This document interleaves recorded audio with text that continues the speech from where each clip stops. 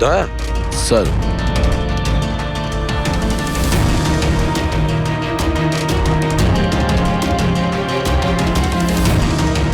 কাতিয়া, মনে হচ্ছে কাতিয়াকে এখানেই বন্দি করে রেখেছিল।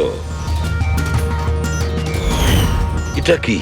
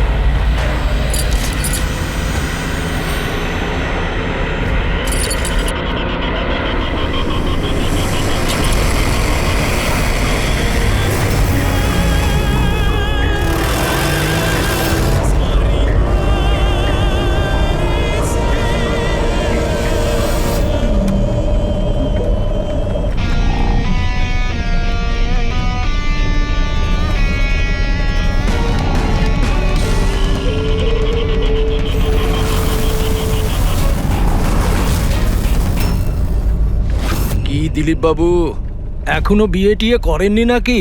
হ্যাঁ, আর তাছাড়াও তোর মতো ফালতু পুলিশ অফিসারের সাথে কোন মেয়ে বিয়ে করতে চাইবে?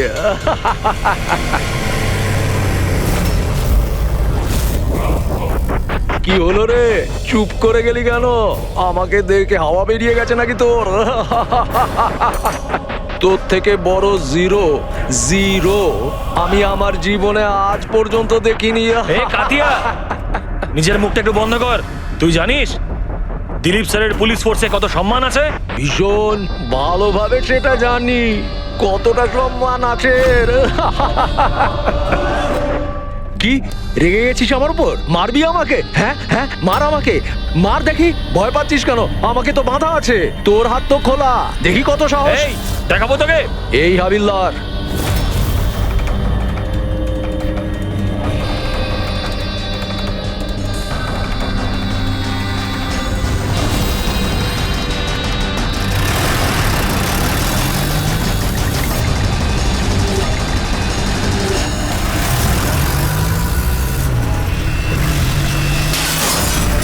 ড্রাইভার, গাড়ি থামিও না, চালিয়ে যাও। স্যার, অনেক ধোঁয়া, কিছু দেখতে পাচ্ছি না।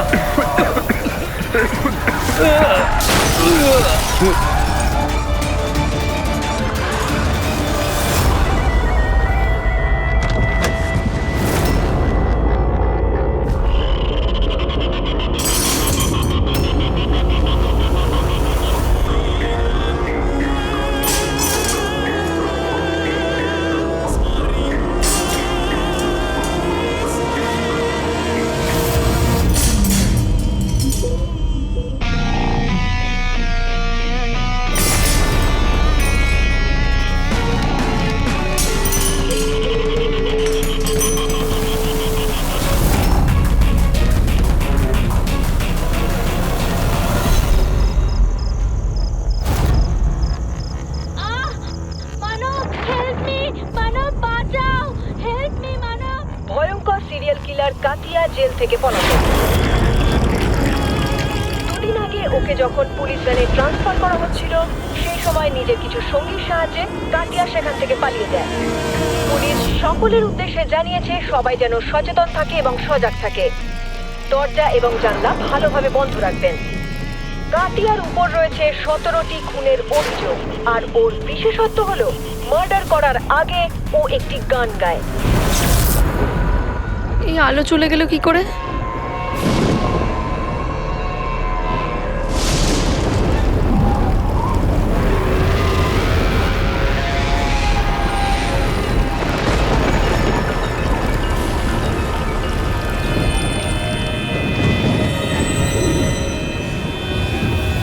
আমি দরজা খুলে আসিনি তো?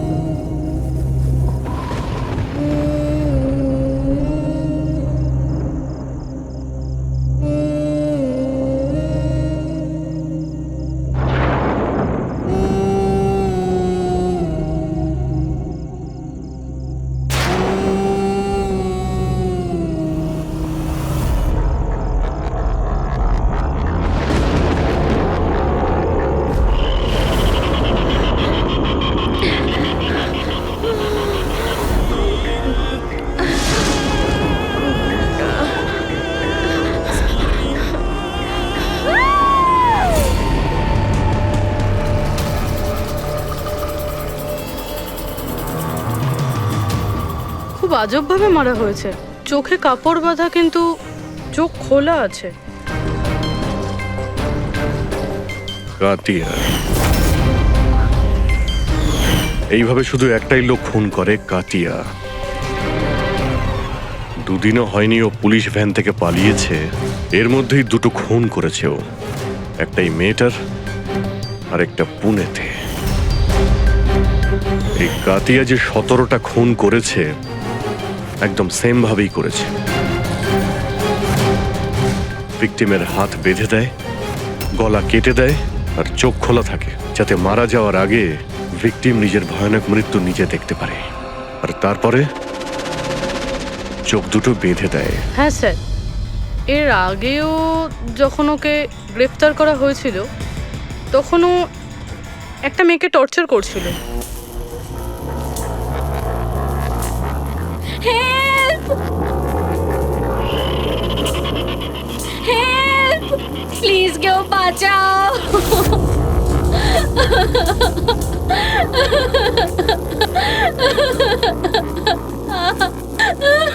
হেল্প! প্লিজ কেউ বাঁচাও! হেল্প!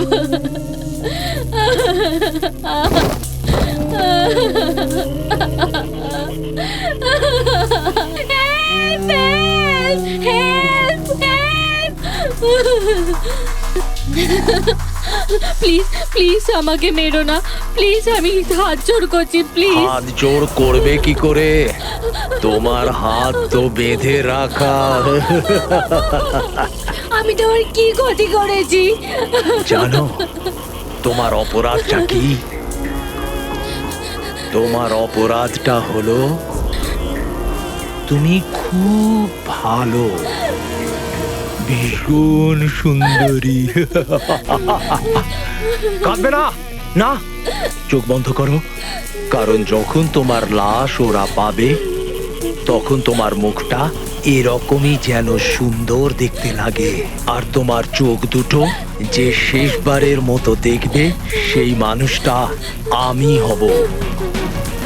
তোমার রক্তের এক একটা বিন্দু যখন বাইরে আসবে, যখন তোমার শ্বাস বন্ধ হয়ে যাবে, তারপর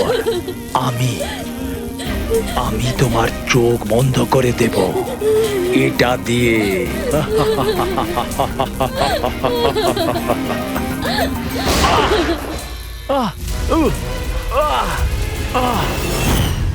হ্যাঁ রাহুল, বলো। স্যার, আমাদের কফি খেতে যাওয়ার কথা ছিল। পিক করতে যখন আমি এখানে এলাম, ঘরের বেল বাজালাম কিন্তু বাজলো না। বাড়ির দরজা খোলা দেখে আমি ভেতরে চলে এলাম। এসে দেখি মালিনী। স্যার, বেলটা বাজবে কিভাবে? বাড়ির ইলেকট্রিসিটি কাটা রয়েছে, তাও মিটার বক্স থেকে। এবার খুনিকে খোঁজা শুরু করব কিভাবে? সেখান থেকেই যেখান থেকে কাতিয়া ভ্যান থেকে পালিয়েছিল, কোনো না কোনো প্রমাণ তখন অবশ্যই পাবো। আর ও পালিয়েছে যখন নিজের বাড়ির সঙ্গে যোগাযোগ তো করবেই। চলো দেখা যাক। স্যার, এটা সেই জায়গাটাই যেখানে স্মোক বম ফেলা হয়েছিল।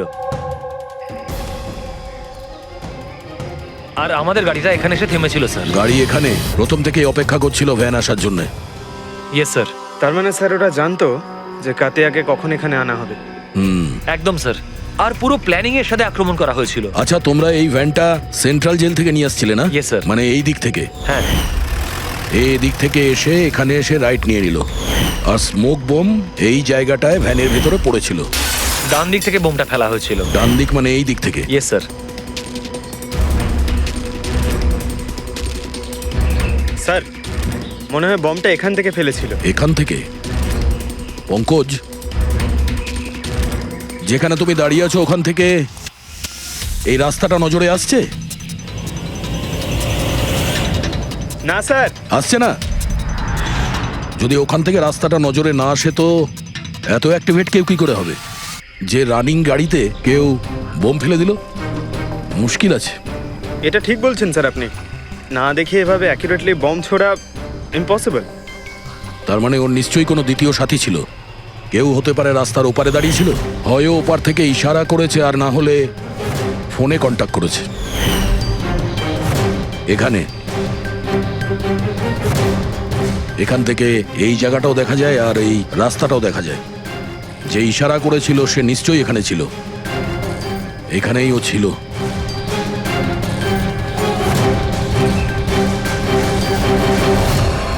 স্যার হুম, এই দেখুন,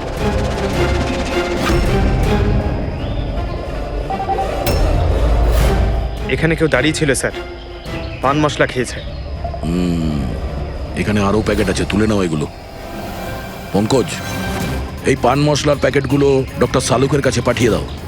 হতে পারে এই প্যাকেটের জন্যেই এই লোকটাকে আমরা পেয়ে যাব, আর ওই লোকটার জন্যই হতে পারে আমরা কাতিয়া পর্যন্ত পৌঁছে যাব। কাতিয়া কাতিয়া কাতিয়া, কান পচে গেল কথাটা শুনে। কাতিয়ার বোন বলে কি সারা জীবন ওর পাপের বোঝা বলবো? কেউ আমার সাথে সম্পর্ক রাখে না, আমাকে বিয়েও করতে চায় না। ঠিকই তো, এক খুনির বোনকে কেউ কেন বিয়ে করবে? আরে আরে আরে ম্যাম, আপনি কোথায় যাচ্ছেন? স্যার স্যার, বললাম তো ওখানে কেউ নেই। শান্ত হও, সব জানতে পারা যাবে।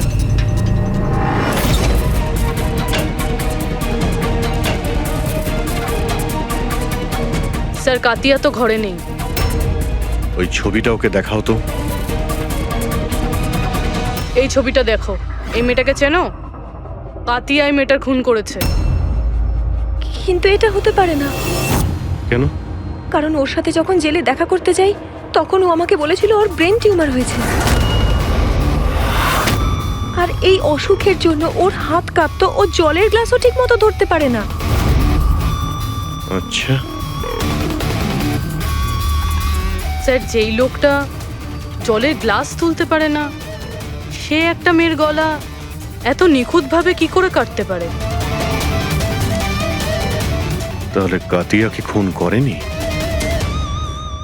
স্যার যদি এই সব খুন কাতিয়া না করে, তাহলে কে করছে?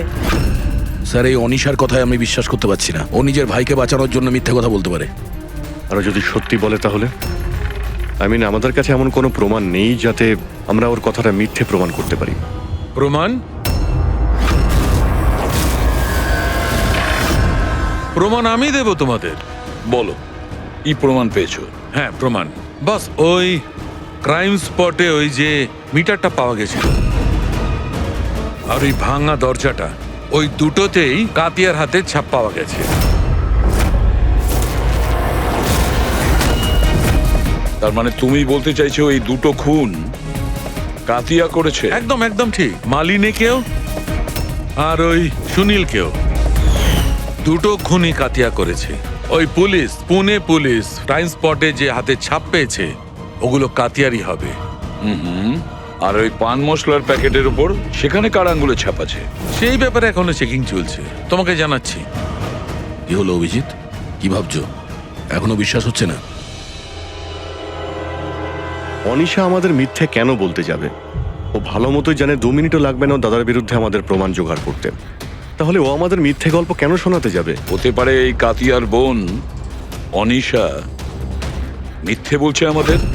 আবার এটাও হতে পারে যে খুনি অন্য কেউ, যে কাতিয়ার খুন করার পদ্ধতিটা খুব ভালো করে জানতো, আর ব্যাস ও কাতিয়ার টেকনিক অ্যাপ্লাই করে এসব করেছে। কপিক্যাট কিলার? হ্যাঁ পুরবি, কপিক্যাট কিলার। এবারে কাতিয়ার ব্যাপারে পুরো ঠিকুজি বের করতে হবে, ওর পুরো কুষ্টি ঠিকুজি খুঁজে বের করতে হবে। আর এই সব ইনফরমেশন আমাদের শুধু একজনই দিতে পারে। কে স্যার? Senior inspector Dilip.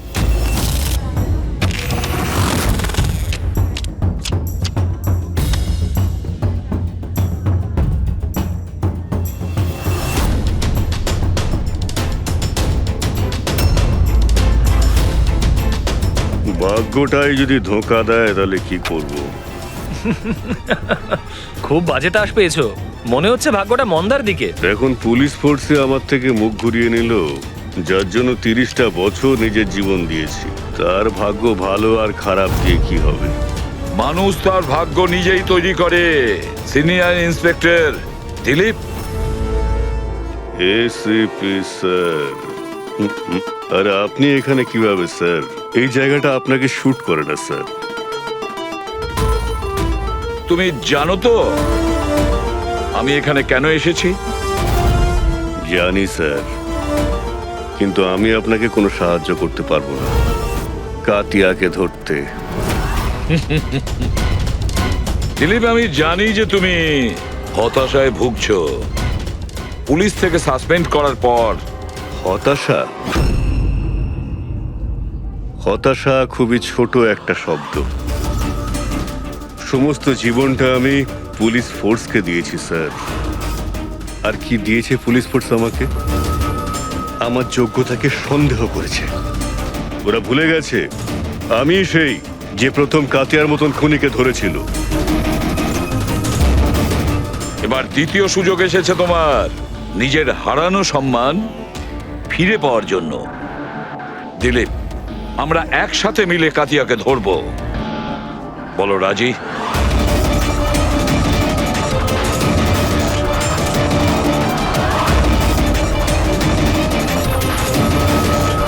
দুটো খুন করেছো দিলীপ, না জানি আরো কতজনের প্রাণ নেবে ও।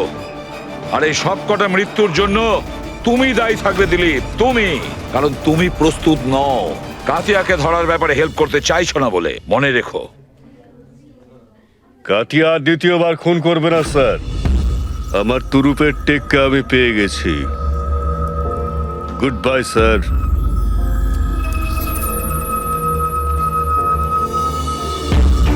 উনি তো এসিপি প্রদ্যুমান, তাই না? এখানে কি করতে এসেছিল? আমাকে কর্তব্যের শিক্ষা দিতে এসেছিল। তুই বল, কাজ হয়েছে নাকি? হ্যাঁ, কাতিয়া খুব শীঘ্রই এসে পড়বে নিজের গার্লফ্রেন্ডের সাথে দেখা করতে। কোথায় আসবে?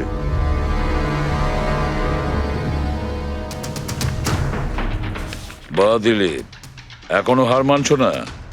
এখনো কাতিয়াকে ধরার চেষ্টা করছো?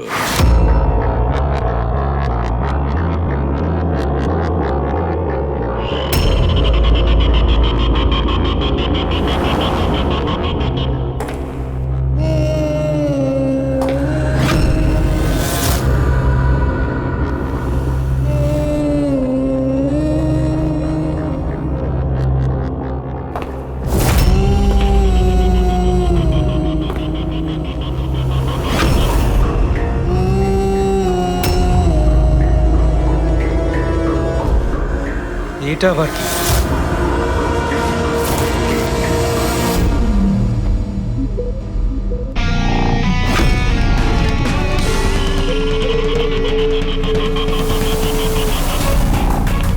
কে কে কে তুমি?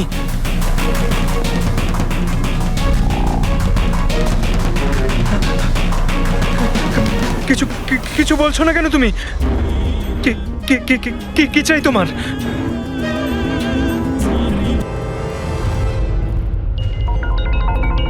দীপা, সত্যি তুমি এতটা ইরেসপন্সিবল কি করে হলে? স্টাফ রুমে মোবাইল ফেলে গেছো? ওহো বাবা, হয়ে যায় কখনো কখনো, তাতে এত রেগে যাওয়ার কি আছে?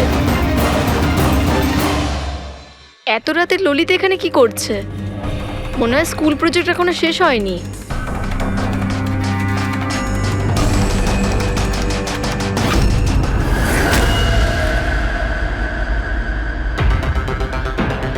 ঠিক সেই রকম গলা কাটার সেই দাগ, খোলা চোখে পট্টি, আর এই হাতে দড়ি বাঁধার দাগ। এটা নিশ্চয়ই কাতিয়া করেছে। তার মানে স্যার, খুনি আমরা যেরকমটা ভাবছিলাম আদতে সেরকম কেউ নয়। আমার তো মনে হচ্ছে এই কাতিয়াই এই খুনগুলো করছে। না ফ্রেডি,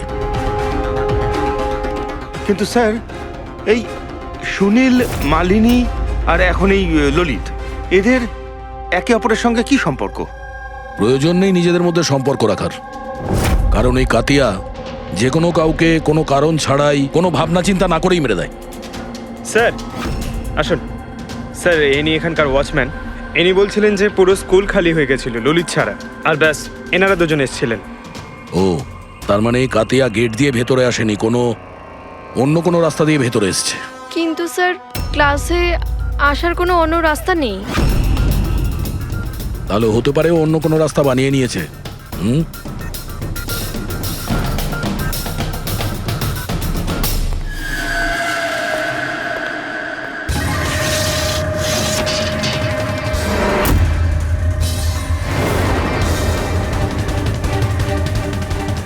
ক্লাসরুম ফার্স্ট ফ্লোরে। এখান থেকে কাতিয়া খুব সহজেই উপরে এসছে।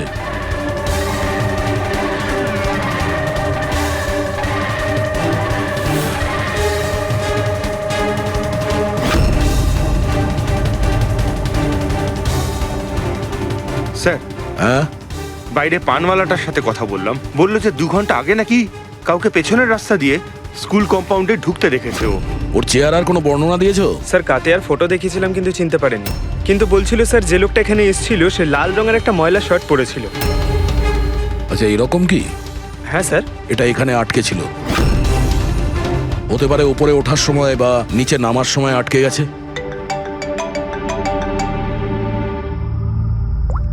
হ্যাঁ অভিজিৎ, কি?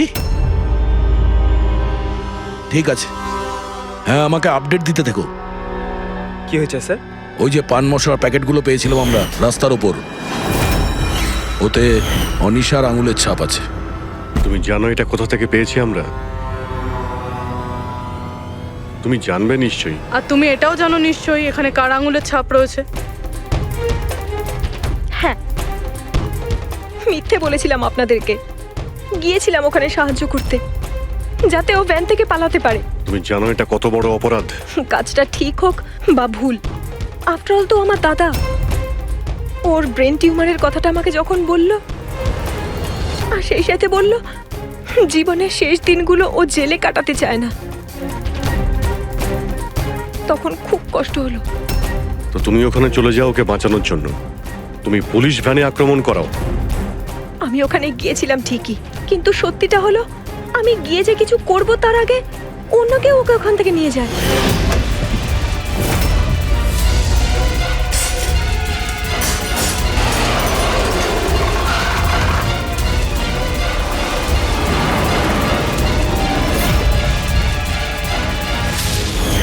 তুমি কাউকে এই ব্যাপারে কিছু কি বলেছিলে যে কাতিয়া জেল থেকে পালাতে চায়? ওর কোনো বন্ধু নেই, সবাই শত্রু। আচ্ছা,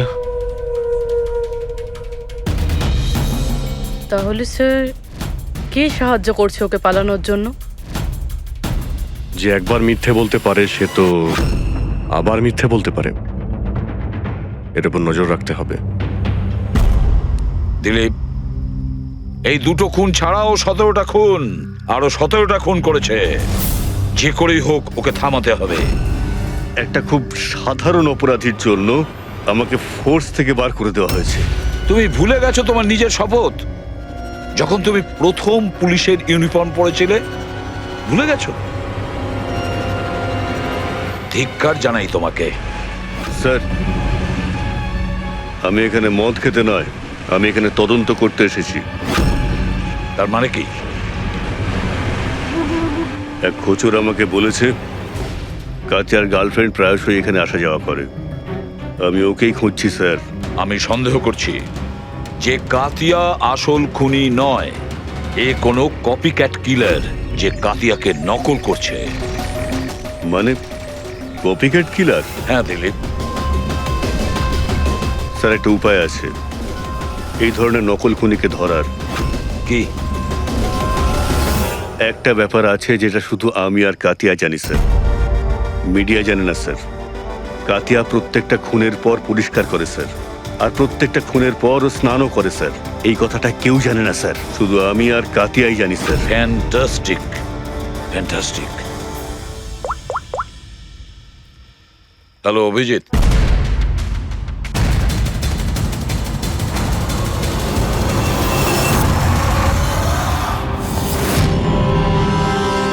এরা দুজন গেল কোথায়? চালুকে? আরে এখানে আছি বস, এখানেই আছি। কোথায় আর যাবো তোমাদের ছেড়ে, এখানেই আছি। বলুন ডক্টর, ওই চুলটা যেটা আমরা ট্রেন থেকে পেয়েছিলাম, কারণ ওই চুলটা যদি কাতিয়ার না হয় তাহলে এটা কনফার্ম যে ও খুন করেনি। এক্স্যাক্টলি। আমার তো মনে হয় ওই খুনি কোনো কপিক্যাট কিলার। সাধারণ লোক তো জানেই না যে কাতিয়া যখন খুন করে সে ওখানে ক্রাইম সিনে গিয়ে স্নানও করে। বস, এই এক্ষুনি সারিকা আসছে রিপোর্টটা নিয়ে, জানতে পারা যাবে চুলটা কাতিয়া না অন্য কারো। স্যার আমরা চুলের ডিএনএ টেস্ট করিয়েছি, অনিশার ডিএনএর সঙ্গে ম্যাচ করে গেছে। 100% ওই চুলটা কাতিয়ার। প্রথম থেকেই বলছিলাম আমি স্যার যে অনিশা নিজের ভাইকে বাঁচানোর জন্য মিথ্যের উপর মিথ্যে বলছে। ও নিশ্চয়ই জানবে কাতিয়া কোথায় লুকিয়ে আছে। গ্রেপ্তার করে নেবো ওকে। হ্যালো, স্যার আমি কাতিয়ার ঠিকানা পেয়ে গেছি স্যার। কি কাতিয়াকে পেয়েছো?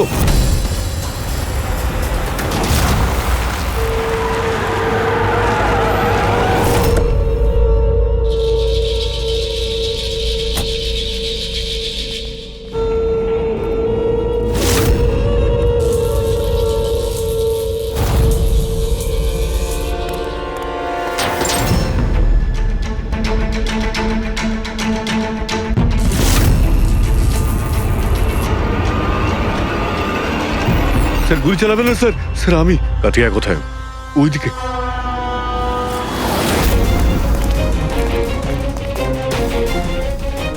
স্যার এখানেই রয়েছে কোথাও।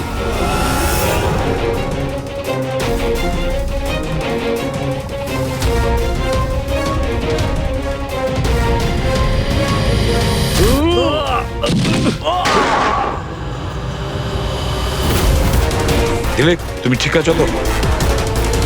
দিলীপকে হসপিটালে নিয়ে যাও, সাবধানে।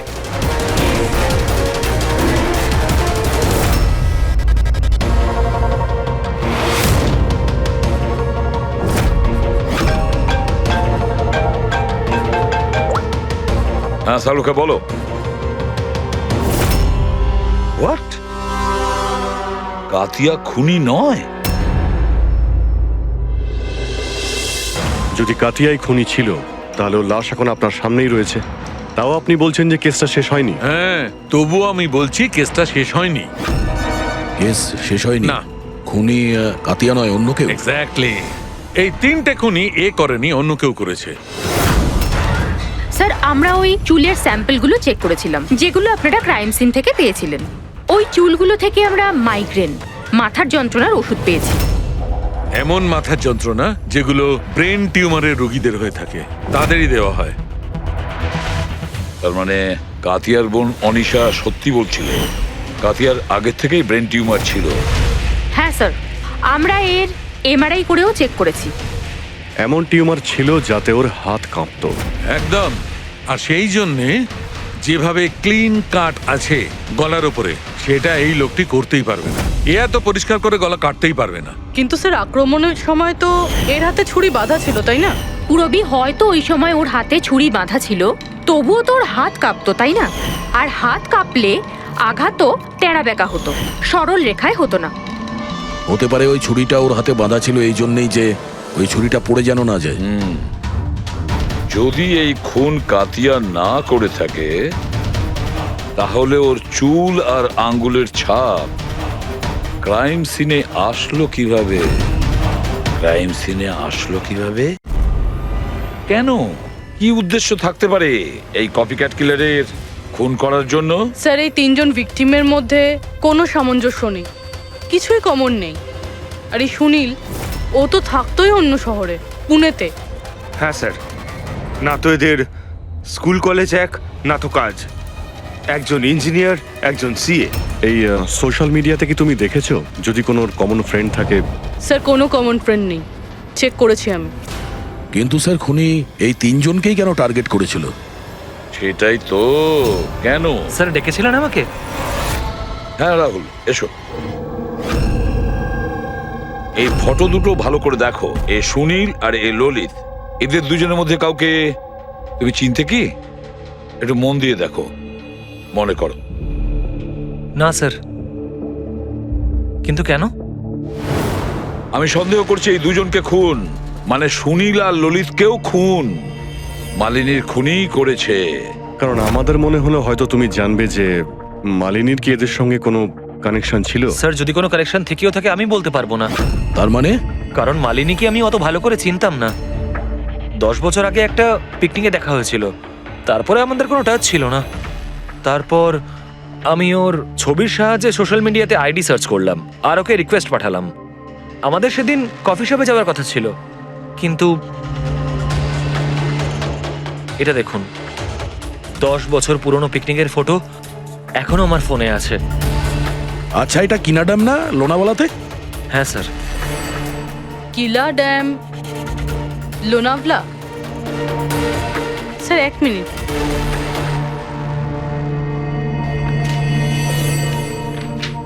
স্যার, এই ললিত 10 বছর আগে কিলা ড্যামে গিয়েছিল, 17 ডিসেম্বর 2008-এ। আমিও তো এই ডেটটাতেই ওখানে গেছিলাম। 17 ডিসেম্বর 2008-এ? আচ্ছা, এটা আবার সেই সূত্র নয় তো যেটা আমরা খুঁজছিলাম, এই তিনজনের মধ্যে কানেকশন? দেখো তো একটু শুনিল ওই ডেটে ওখানে গিয়েছিল কিনা।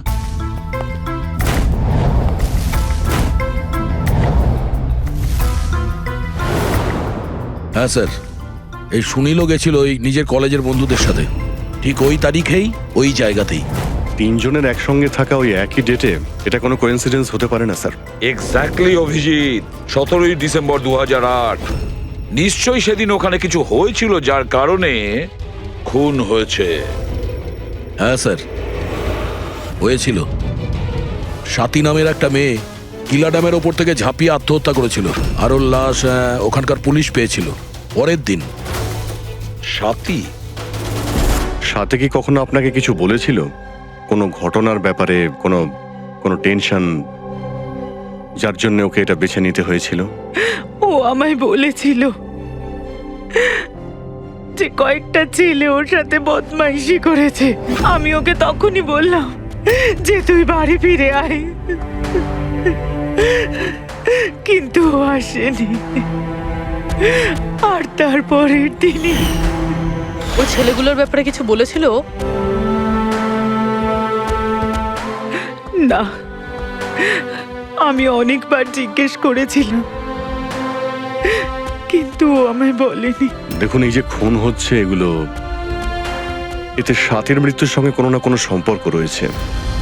খুনি যেই হোক না কেন, সে সাথীর মৃত্যুর প্রতিশোধ নিচ্ছে 10 বছর পর। কিন্তু সাথীর মৃত্যুর প্রতিশোধ কে নেবে?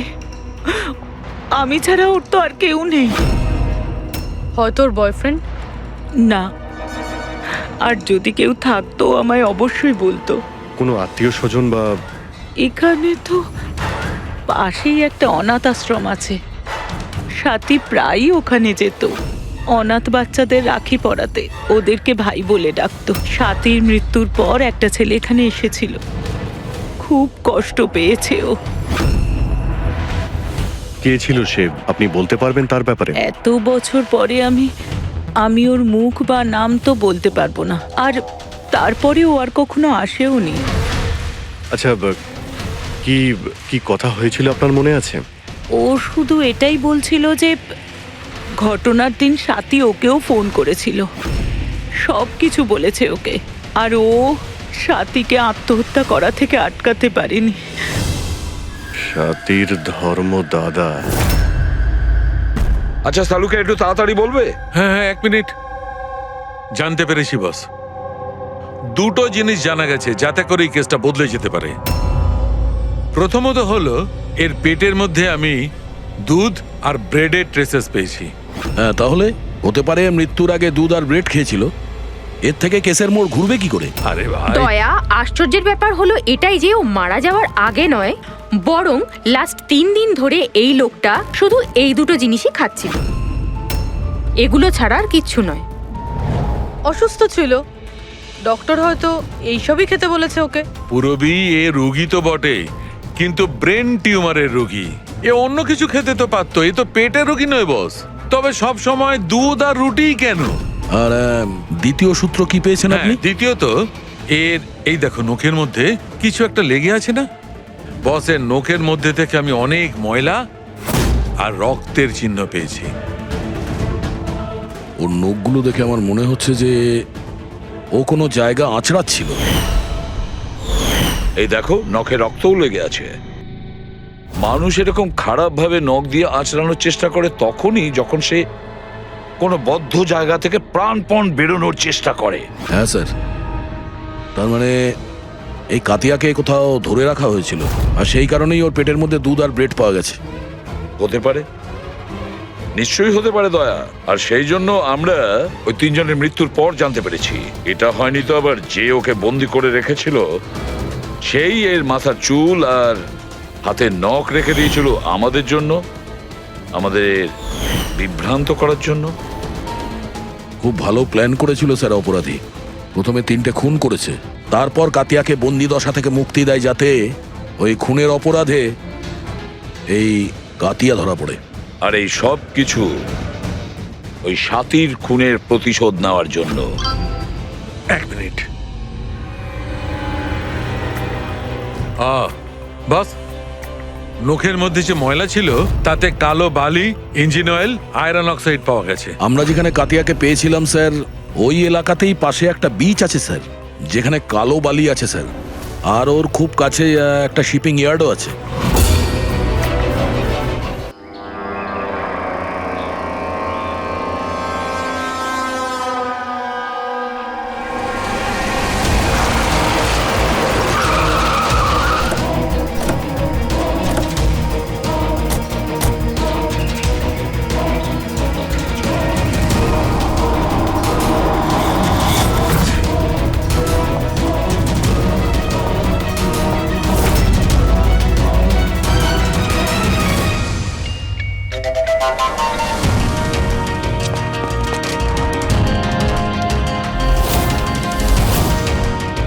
দয়া, স্যার,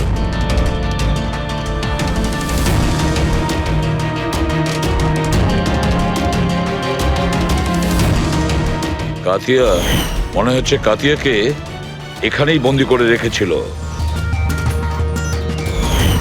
এটা কি?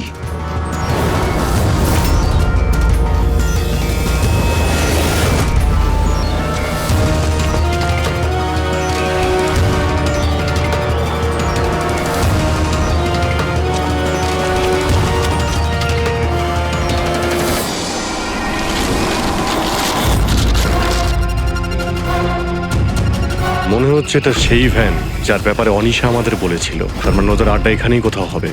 স্যার হতে পারে এখান থেকে কোনো প্রমাণ পেয়ে যাব। হ্যাঁ, দেখো গাড়ির কোনো পেপার আছে কিনা।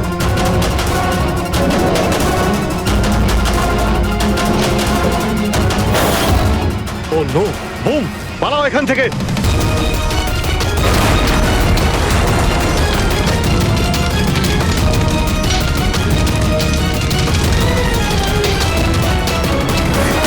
এই, এই, এই, দাঁড়া, এই দাঁড়া! দাঁড়া বলছি, দাঁড়া। কোথায় পালাচ্ছিলি? হ্যাঁ,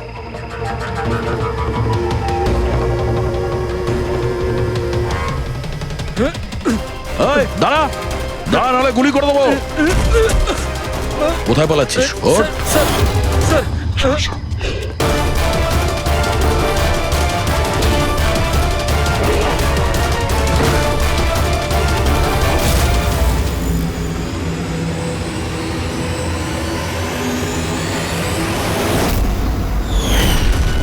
সিনিয়র ইন্সপেক্টর দিলীপ, সাথীর ধর্ম ভাই, যাকে ও ফোন করেছিল।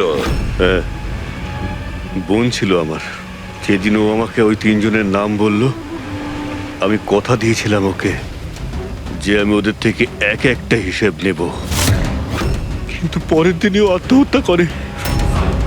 তুমি একজন পুলিশ অফিসার, আইনের সাহায্য তুমি ওকে শাস্তি দিতে পারতে। তোমার কি মনে হয় আমি চেষ্টা করিনি?